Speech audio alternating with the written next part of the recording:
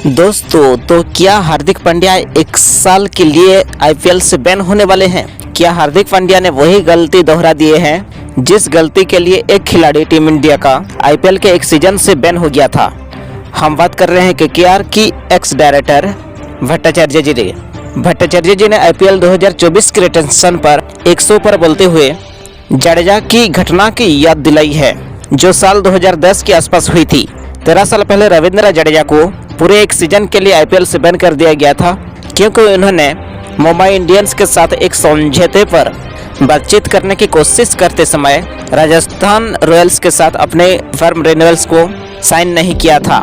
ये काम टूर्नामेंट के ट्रेनिंग और ऑब्जेक्शनल रूल के खिलाफ बताया जा रहा था और इस पर आईपीएल के आयोजकों ने एक्शन लिया था और रविंद्र जडेजा को एक सीजन के लिए बैन कर दिया गया था। अब हुआ तो इस बार भी कुछ ऐसा ही। जब टीमों ने रिटेंशन का नाम फाइनल किया तो उसमें हार्दिक पांड्या का नाम गुजरात टाइटंस की लिस्ट में था, लेकिन कुछ घंटे बाद वो एमआई के हिस्सा बन गए।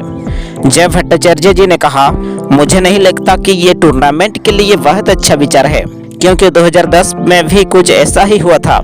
रविंद्र जडेजा ने एक सीजन नहीं खेला था क्योंकि वो आगे बढ़ना चाहते थे और फ्रेंचाइजी ने उन्हें साइन कर लिया था। उन्होंने कहा था कि वो राजस्थान रॉयल्स के लिए नहीं खेलना चाहते थे और इसलिए उन पर 1 साल का प्रतिबंध लगा था क्योंकि उन्होंने कहा था कि आप सिस्टम को नहीं तोड़ सकते। अगर कोई खिलाड़ी अचानक कहे कि मुझे नीलामी से ले लो लेकिन मैं तुम्हारे लिए नहीं खेलना चाहता, और एक बार जब आप इस ट्रेंड को प्रोत्साहित करना शुरू कर देंगे तो उस रास्ते पर जाना अच्छा विचार नहीं होगा। इसीलिए 2010 में इसे रोक दिया गया था, लेकिन 2023 में अपने एक बड़े खिलाड़ी के साथ होने दिया। इसकी सच्चाई ये है कि एक बार जब आप इसकी अनुमति देना शुरू कर देंगे तो खिलाड़ियों को एहसास होगा कि अगर वो इतना हंगामा कर सकते हैं तो फ्रेंचाइजी उन्हें छोड़ देगी। मुझे नहीं लगता कि ये लीग के लिए एक अच्छी मिसाल है। यानी कि जय भट्टाचार्य कह रहे हैं कि आपने जडेजा को तो बैन कर दिया लेकिन हार्दिक को बैन नहीं किया, बल्कि सिचुएशन दोनों की सेम थी।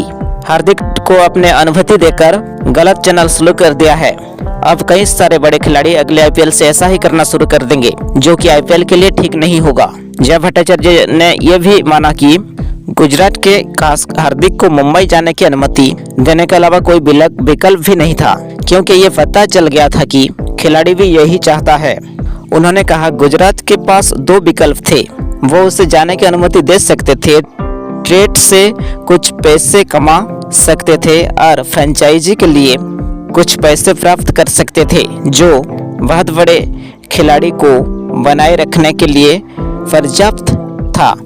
दूसरा विकल्प ये है कि हार्दिक कहें कि वो जाना चाहते हैं, मुझे उनसे औसत प्रदर्शन का एक सीजन मिलेगा, फिर वो चला जाएगा और मुझे इससे कुछ नहीं मिलेगा। इसलिए परिस्थितियों को देखते हुए गुजरात कोई अन्य विकल्प नहीं चुन सकता था। तो ये सारी बातें ठीक है, लेकिन ये क्या बड़ा मामला हो सकता है? क्या कोई इस मामले पर सवाल उठाएगा? क्योंकि रूल तो सबके लिए एक होना चाहिए।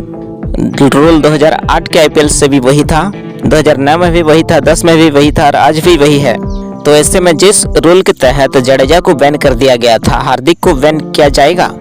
देखते हैं क्या होता है। चलिए दोस्तों, वीडियो इन्फॉर्मेटिव लगा तो वीडियो को लाइक करें और हमारे चैनल को सब्सक्राइब करें।